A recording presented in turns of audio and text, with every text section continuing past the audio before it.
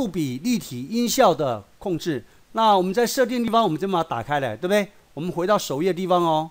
那在我们的 Acer 的平板里面呢，左边有这一颗，这是杜比立体音效，我们把它点起来看一下。好，手指头在那边点一下。好，杜比立体音效是非常有名的声音的效果。那这边有示范的短片，好，比如说我们现在要点选，那待会呢也请同学稍微听一下。哦，当然在你的平板听效果比较好，我现在在转录效果就比较差。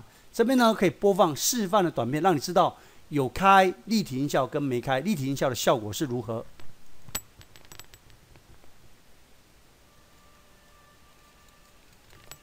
那目前的状态，杜比立体音效是关闭的，哦，开启的。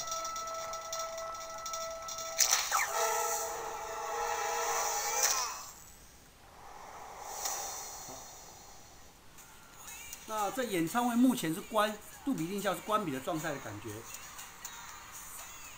off， 开启的时候呢，